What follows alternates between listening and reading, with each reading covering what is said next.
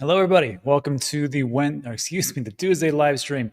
So we took a little break over the weekend, had to do some things with the family. That's just how it goes. And it wasn't too much of an eventful time, but I got to tell you today, things have been changing. There's some things that are going on behind the scenes that look pretty darn good. And I got to tell you, this is the format here for Digital Asset News. We would do shows in the morning, shows in the afternoon, not too many shows late in the United States time zones. We would actually do these earlier. And I got to tell you, I like doing these things a little bit later because we can kind of surmise all the information that's come out and give it to you at the end of the day when the markets are, pretty much turning off and the whole news is coming here. So this is what we have today. And I think you might have noticed this as far as with your portfolios. And we can see that today is looking pretty good. I mean, Bitcoin is up. Well, it says 92,975, almost 93,000. Let me refresh that. Let's see if that's gone up. Roughly the same thing. Ethereum's up 10% in 24 hours. Amazing. XRP, 6%. Everything's up. It's looking pretty good. So what the heck happened? Why did this happen? Is it just some whales doing what they do? Well, potentially. But it's not just the digital asset market. S&P 500 is up actually 2.5% today. And over 5 days, it's not doing too great. But this last 24 hours is looking pretty good. Although a month, 6 months, not too great. And this, of course, has been a downward trajectory as we've had a new administration in the White House, we will say, and talk of tariff and things that are going on behind the scenes. But, if you take a look over a year and then 5 years, not too bad. But we have seen a substantial dip in the traditional markets. And I have to tell you, and we talked about this before I left on Friday, it is amazing how well crypto has held up. It seems like when the S&P, and this was in the past, if you were here in 2017, 2018, 2019, you would know that if the S&P 500 went down 1% or 2%, the crypto market would go down 20%, 30%, sometimes 40%. It wouldn't really matter. But as time has gone on, it's been less and less. And people will say, well, it's decorrelated. I don't think it's totally decorrelated. I mean, we can cherry pick the data, but it does seem like there's a little bit of a shift. I don't know. Maybe I could be wrong. Let me know what you think about that. But here's what's going on in the background. Tariff. We've talked about this ad nauseum. I know people are kind of sick of it, but it is the reality of the situation. Once tariff gets resolved, everything's going to blow up. It's going to be a nice, huge, big, fat pump. So just stick around. I think you're going to like it. But this is the reports that we have right now. This is from White House Press Secretary Caroline Leavitt. She stated that the U.S. is doing very well in discussions regarding a potential trade deal with China. Now, here's the thing. We can't go by White House Press Secretary. That's her job, is to say everything's awesome. Everything's cool when you're part of a team. That's her job. So we want to hear from the horse's mouth. And what it comes down to is this. There was a report that just came out about, hopefully an hour ago or so. Trump says he won't play hardball with China or mention COVID after Scott Bessent, Treasury Secretary, calls tariff standoff unsustainable. Now, when you see something like that this is Scott Bessent, this gentleman, when you hear somebody from the administration saying this is unsustainable, we can't do this, you would expect the whole thing to crumble, right? Not so fast. And this is where I think it really comes down to negotiations. So here's what we have. This is actually from Donald Trump's, the horse's mouth. He states, no, I'm not going to mention COVID. I'm not going to say, oh, I'm going to play hardball with China. I'm going to play hardball with you, President Xi. No, we're going to be very nice. We'll see what happens. But ultimately, they have to make a deal. That means China. They have to make a deal because otherwise they're not going to be able to deal in the United States, and we want them involved. So everybody was thinking that Trump was going to take a hard line and he wasn't going to step off. And because of that, the markets were collapsing. They're doing a pullback, whatever you want to call it. Now, if you hate Trump, of course, you will say that he is showing weakness and he's going the opposite direction. And if you love Trump, you say, well, this is just part of his master 4D chess plan. I really don't care. I'm here to make money. I'm here to watch my portfolio go up. Whichever way happens, great. I would like America to remain strong. I would like America to remain in the forefront. But these things happen. And when this happens, I got to tell you, this is what we get with our markets, and I'll take it. So it's not just this, though. There's a big piece that came out about India and a deal make. I'll get to that in a second. But this is what we have about China. Trump also states if they don't make a deal, we'll set the deal because we're the ones that set the deals, and there'll be a fair deal for everybody. He did state that 145% for the tariff is very high. Trump said in the Oval Office, he said it won't be that high. It won't be anywhere near that high. It will come down substantially, but it won't be zero. And shortly before Trump's remarks, I think this is the bigger play here. The insiders know, and that's why you saw what happened with the S&P 500. Shortly before Trump's remarks, Scott Bessent gave stocks a boost by forecasting a shift in China tariffs at JP Morgan's closed-door investor summit in Washington. Isn't that amazing? Yeah.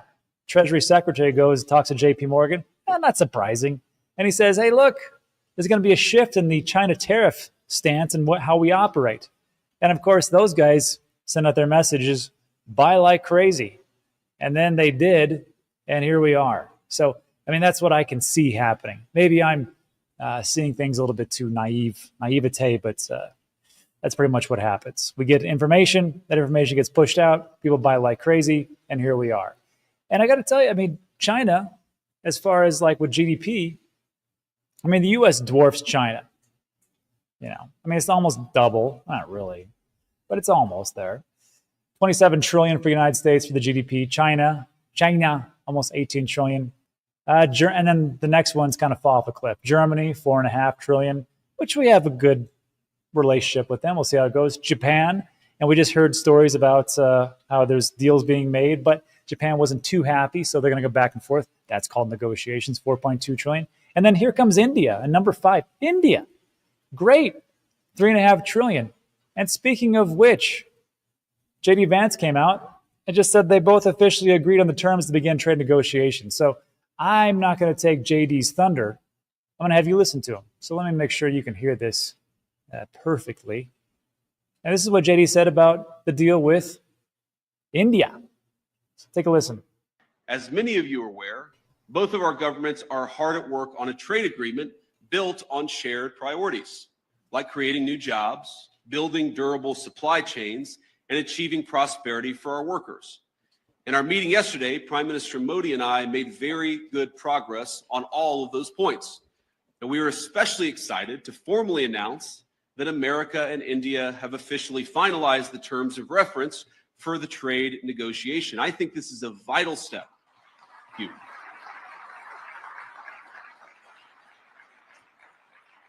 I believe this is a vital step toward realizing President Trump's and Prime Minister Modi's vision, because it sets a roadmap toward a final deal between our nations. Okay, that's great and all, and everybody's excited about this. I'm excited. You know, I'm not going to be the wet blanket, but as he said, JD said, they have officially agreed on the terms to begin trade negotiations. It's not like they've come to the ultimate solution, but they've made a deal. This is where we're going to go.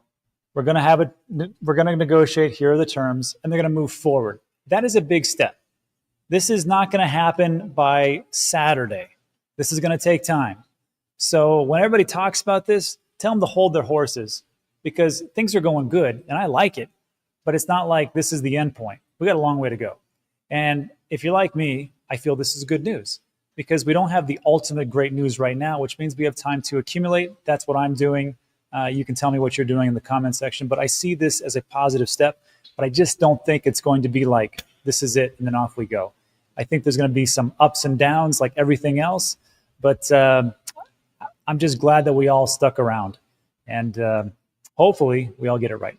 So there's that piece, and then there was one more piece that came out. I think this is one of the reasons why our markets do so well as far as sustainability.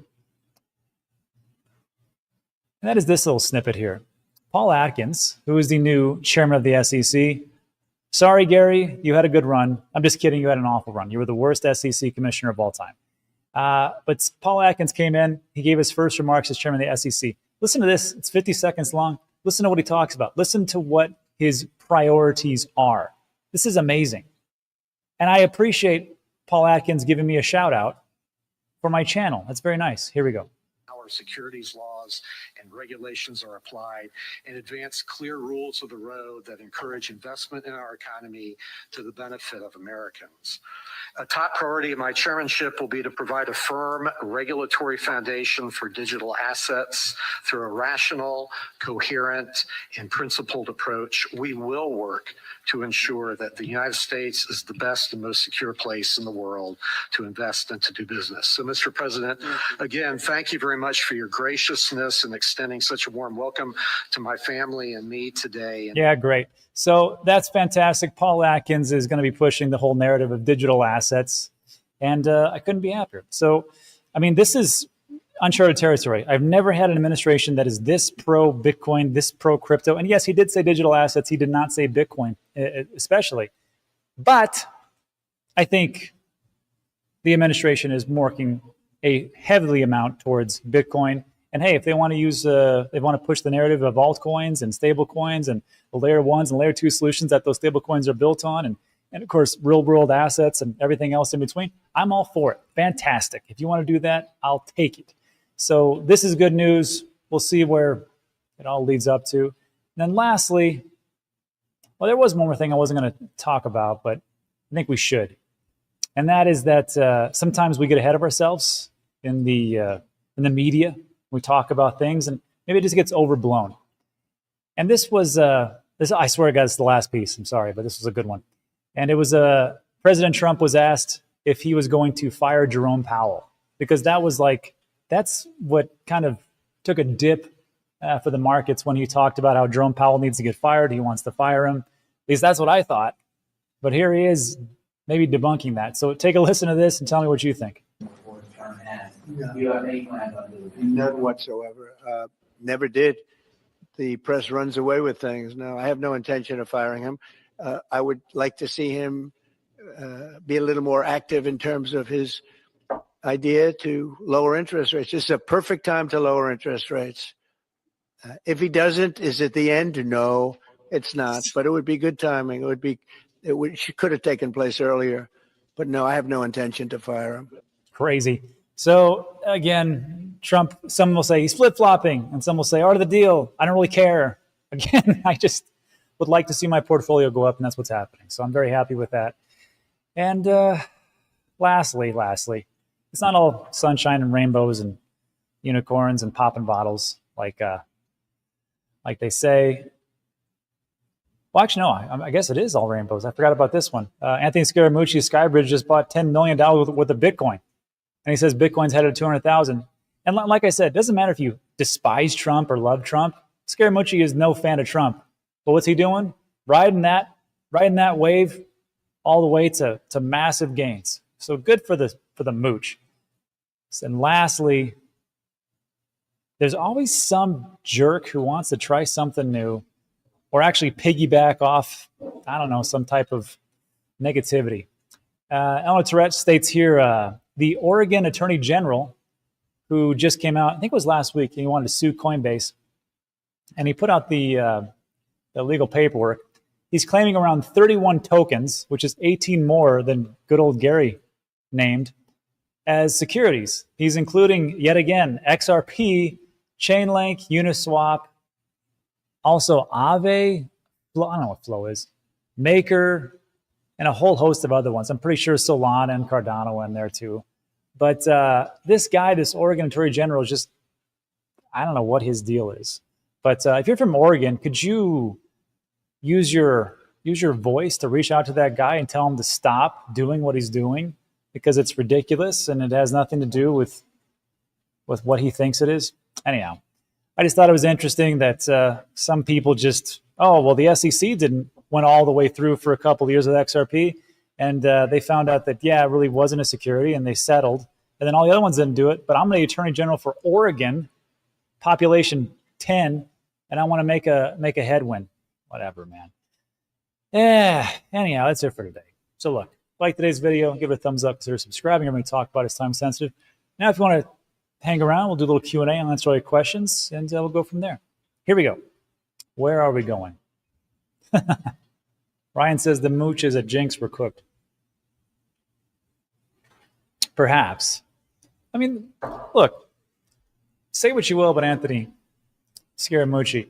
At least he got Bitcoin right. And how many people that you know just got it totally wrong? Like, I just went back to see family this weekend. Everybody hates it. Everybody's like, that's the dumbest thing, or I don't understand it. And I'm like, yeah, you guys are probably right. I just don't have time to try to orange pill people. If you don't get it by now, I don't have time, and I don't want to deal with you. But I was just there to see my family, so it doesn't matter. But yeah, I mean, at least the mooch got things right, correct? I mean, he understood Bitcoin. He thought it was a Ponzi in the beginning. He figured it out. Skybridge invested into it. But I'm happy with that. Anyhow, everybody likes the mooch, except Trump. I think they hate each other. Let's see. Digitalize the danger. We're going parabolic. That's the F where we're going. Thank you. Takes a bow. I hope so. Let me ask you, do you guys really want to go parabolic right now? I mean, think of it this way. Like, we're all, some people are working paycheck to paycheck, and maybe they want to get a little bit more of accumulation and maybe dollar cost average and try to bring things in. Wouldn't that be nice? Or maybe just blow off top and sell in May, go away, that type of thing. Who knows? I don't know. I was kind of looking forward to the accumulation all the way till November, but I didn't get that right. I did get the bear market right. That's the real bear market. Not this nonsense. Not this, 84, 85,000. That's not a bear market. Well, actually, if you do it by the definition, Rob, it actually is. All right. Because meme says because he can't fire. That's true. He can't fire. It's true. Jerome Powell does not work for a federal agency. Federal Reserve is as federal as Federal Express. So he can't do it. Now, his position is confirmed by the Senate. But for a sitting president to fire the reserve chairman, it's never happened. It would have to go through, legally, I think it would have to go through Congress all the way up. Just to fire one guy, I don't think it's going to happen. Rob, do you really follow Alex Jones? Please say it and so. That guy's entertaining. You kidding me? Let's see. With clause. Rob can fire Bobby. No. Bobby's out there doing his thing. My friend Bobby, if everybody doesn't know, he's a friend of mine. Real moron. But he likes to gamble, and he's been doing pretty good. And one thing he did really well was get into like meme coins. And then when they doubled, he sold half. And then when they doubled and tripled, he sold half. And he just did that and, did pretty good. Other than that, he's an idiot. But he'll be around. Let's see. Moonface, we're back. I think we're back for today. Tomorrow, that's just the thing about all this stuff. Tomorrow, there could be a tweet from Trump, and he could say, you know what, China, we're going to go 200%. I'm going to take Mr. Wonderful's advice and go up to 400%. I hate these people. And then, the whole thing collapses. So if you're up, this might be a good idea to, the things that we talk about, right? We talk about these 5 rules. One of those is take profits. It's not going to kill you to take some of that. So yeah, just remember, if you're up and you're like, I could really use that blah, blah, blah, or that kidney or whatever you need, this might be the time. Wow, when do you think you'll get more than 353,000 subscribers? Probably when I stop yelling at my subscribers like I did on Friday. That would probably not, that would not help me. So I don't know.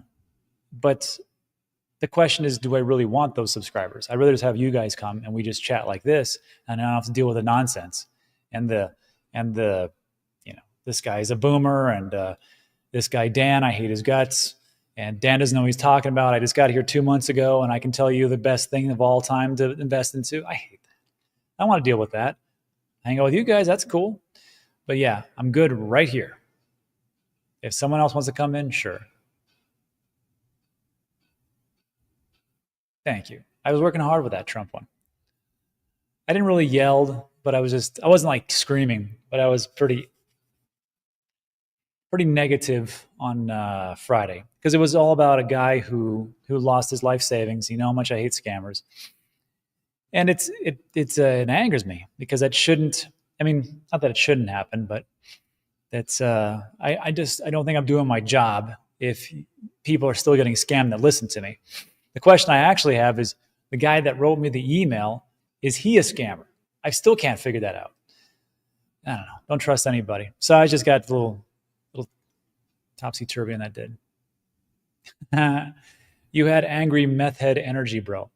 Yeah. Not like, I mean, it's got to be tough to be on meth. I mean, you know, you're on meth and you're hungry and you can't eat anything because you got no teeth. That's a tough world. So yeah, it was one of those days. Yeah, that makes sense. Robbie, you're not a boomer with a lot of knowledge. Boomers have a lot of knowledge. I'm pretty old. Don't let this trim fool you. You know, I'm retirement age for sure. I would entertain the fools. That's true. Your job is to walk the dogs to the beach. I'm pretty good at that. You're welcome. You were noticed by Scam Man. Delmar says, and he could be right, ETH will do a 2x before Bitcoin does a 2x from here. I think it's more plausible that happens because of just by market cap. But man, if you're talking about some of the largest underperformers, it's got to be Ethereum. And Cardano's still underperforming. I might remind you. I mean, did Cardano get anywhere near its all-time high? No, it didn't. So maybe there's more upside. I like that project.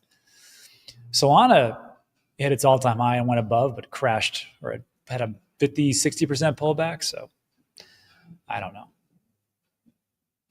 He scolded aggressive. Yeah, exactly. Like it's like like with your kids. Meth head energy is not dead. That's nice. It's okay to have emotions except when trading. That's very true. Yeah, Rob is Tales from the Crypt. That was a great show, first of all. If you don't know what Tales from the Crypt is, we can't be friends. That's a good show. Expectations on rate cuts. I believe the market has it priced in for a whopping 10% are assured that we're going to have a rate cut. We're not getting rate cuts. You know, I know that Trump and a lot of people do think that Powell should cut the rates, but I'm telling you, all Powell's doing is he's just looking back at 1979 and taking a look at what Volcker did as opposed to what Burns did, 2 prior Fed chairs.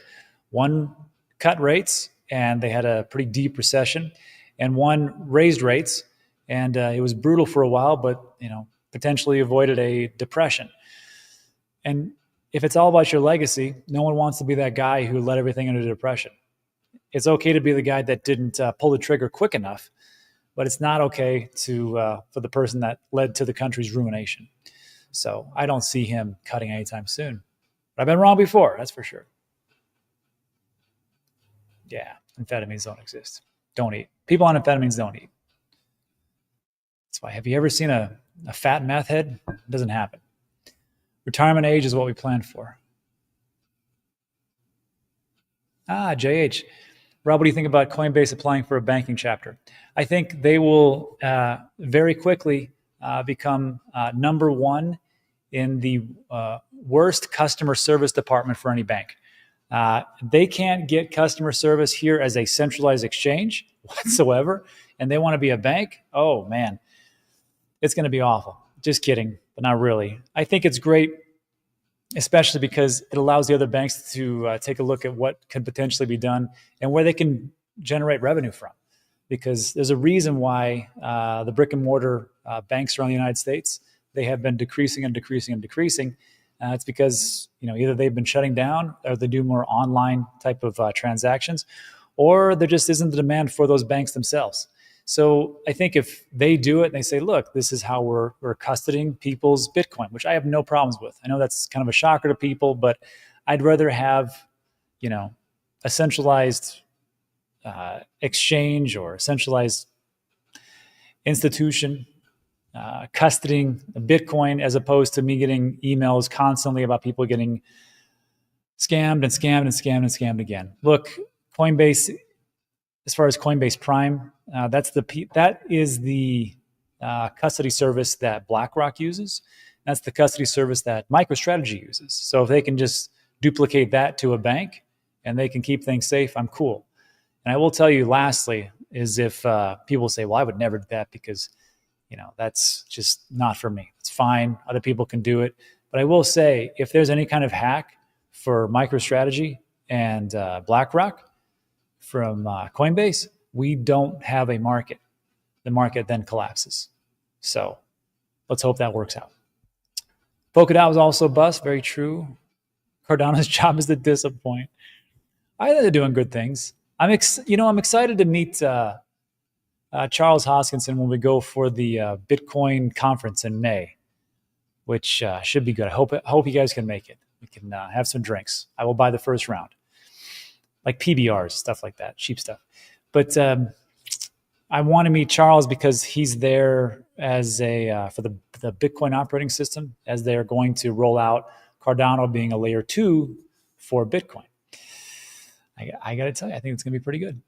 And how that actually works. Let's see.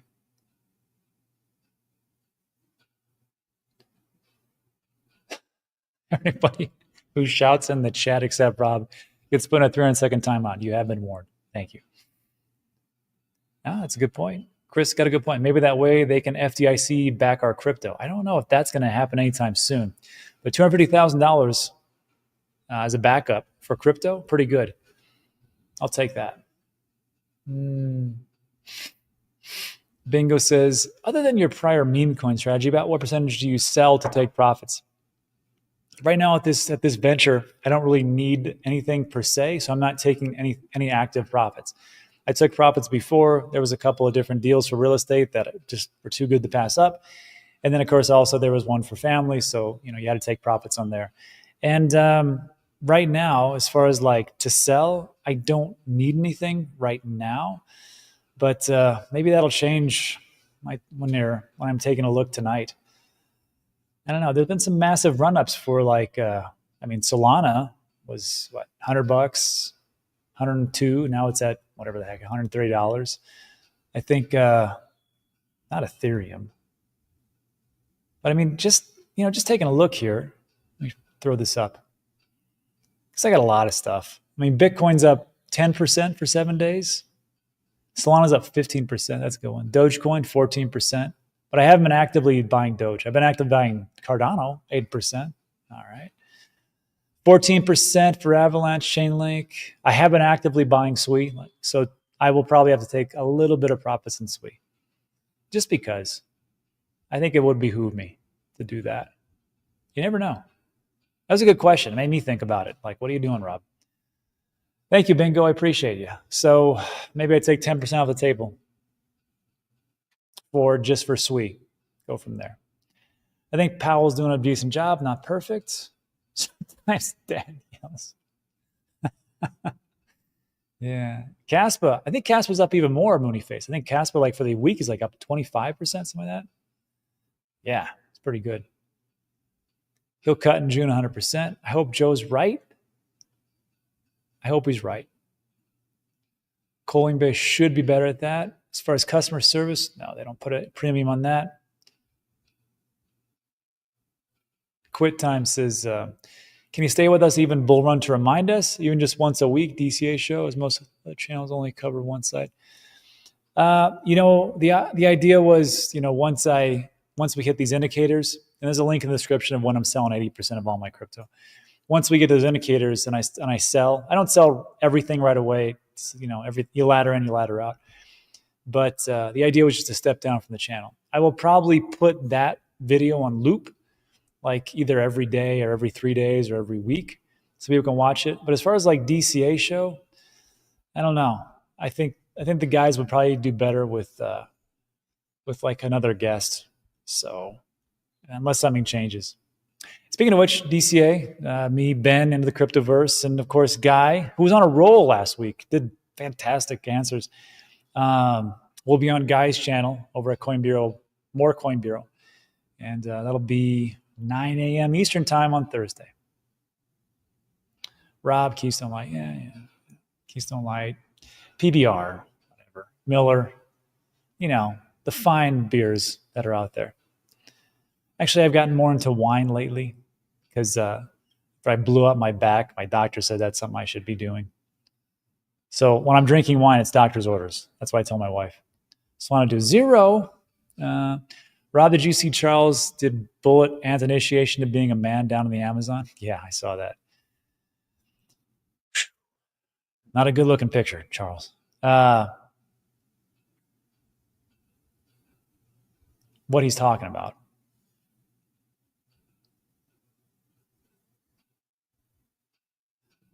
Is this, I don't know if everyone wants to see this picture.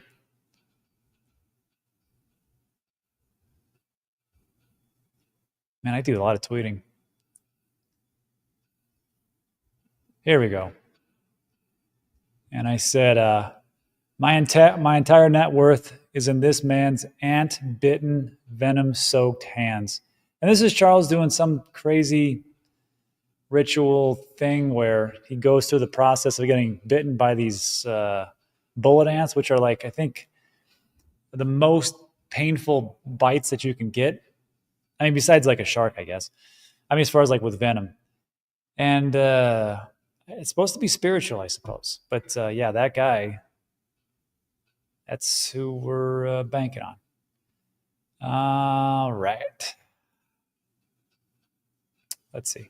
Thomas says FDIC can't insure all the whales. I think Thomas is right. Yeah. And the real bull says FDIC for Bitcoin means Bitcoin has won the store of value battle. You know, this whole thing about store of value versus a medium of exchange, I wanted to try something, which was to, but I don't think it's going to work. And tell me if you think, because I would like to try to use that Coinbase card and buy things with Bitcoin. But then I was thinking about it, and I thought to myself, that's a dumb idea, because if you buy things with Bitcoin, you know, if you buy things with Bitcoin, then you know that price of whatever you bought, you probably just paid like 5x what it's going to be. You're going to lose 5x. But I thought, okay, if I give myself like a budget, let's say like $500 a week for like, you know, food and ancillary stuff and going out or whatever. And I use that card and I use that, and that just uses Bitcoin. And then I guess it'd be the same thing. You know, you use Bitcoin. It's kind of a hassle. And then the next big thing is this, is that every time I buy something, that's a taxable event here in the United States. Although for me, it's not, because I am in Puerto Rico. So maybe it would work for me, because I don't pay capital gains tax, which you guys really should think about moving to Puerto Rico. I'm sorry. It's the best place on the planet.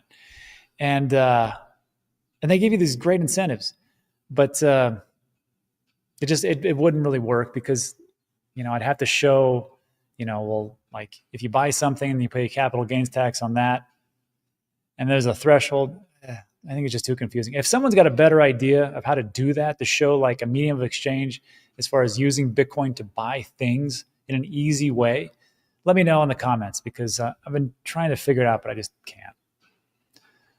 Frosty Pieces, rubbing a bar at that pool behind you. I'd have to get Fiverr to add that pool in, or a bar into the green screen. Uganda and Tuvalu have joined BRICS. US dollars. Perhaps so. Hey, Chicago's here. Swee. Everybody likes that. Everybody likes Chi-Town. Do you have any Psy? I don't have any Psy. Looks like a good project, though. Probably do well in the blow-off bull market. Yeah, everything's good. Everything's good. Trying to stay healthy. Hey, Verhoofdy's here. Don't stop the show. Got it. It's the grapes. It's the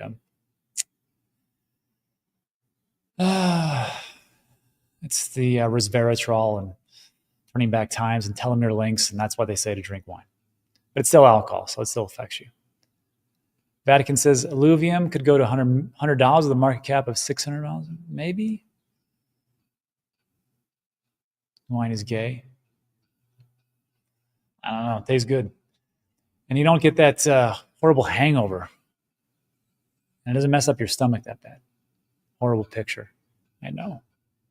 Couldn't help it. This is the best I can afford on Fiverr. Let's see. Charles needs those Ozempic. He's going to show. Look, that picture of Charles Hoskins, soak that in. Enjoy it. Revel in it. That right there is peak male performance right there. That is dad bod exclusive, and that guy is a billionaire, and that's what a billionaire looks like. Soak it in. Enjoy it. Love it. Oh, yeah. Nice. You know what? This should have been my thumbnail clip. Just Charles Hoskins like this would have been perfect. All right. Stop that. Hey, Rob. Oh, this is good. Wine from Moldova is very underrated and very good. Way better than French wine when it comes to European wines. Wine from Macedonia is also amazing. I can't tell the difference between wine from that and wine from Walmart, man. I just don't know. How long do you fast, Rob? I usually do like 3 days twice a year, and I just got done with the last one. If you want to see those results and everything else, there's a I really should put that in my bio. It's called Max Mondays, and it's all about trying to stay healthy as time goes on. Base Bailey is smart, no alcohol for me, probably the best way. Best wine comes in a box, oven mitts. And I'll leave it as this. Let's get out of here. Sometimes I don't feel like I'm getting my taxpayer money's worth. So I had a big discussion with my family about what do you really own? And that was just my primer to get them into Bitcoin. And they're into real estate as well. And I said, well, do you really own it? And then we talked about the tax brackets in that particular state, in Nebraska. That's where we were at. And it's like one of the highest real estate taxes in the country, one of them. And I said, do you ever really own it? And, you know, when the valuation comes over here and the county assesses you, what happens? It usually goes up. And then you have to pay for that. So even if you pay it off, you know, lock, stock, and barrel, and it's free, you're still going to pay more. And then another one of my family members is into the car industry. And I said, do you ever really own a car? I mean, per se. I mean, if you have to, like, you know, use it and utilize it, you still got to pay the state. You still got to pay taxes. You still got to insure it. So do you really ever do it? And then I just left it there because they were like, yeah, you don't own anything. It sucks. With Bitcoin, that's the one thing that you purely own. Just think about that. That's why it's so great, because you have it. You don't pay taxes just holding on to it. You don't have to do anything with it. You hold on to it. It appreciates. And you don't have to pay anything on it. I think that's one of the greatest things about Bitcoin. Anyhow, that's it for today. So everybody, like today's video, thumbs up, consider subscribing. Time sensitive, all the good stuff. But that is it for tonight. Thanks so much for stopping by. I'm glad you guys stuck around. I think the best, this is just a blip. The best is yet to come over 2025, maybe into 2026. We'll see. That's it, everybody. See you guys in the next one. Adios.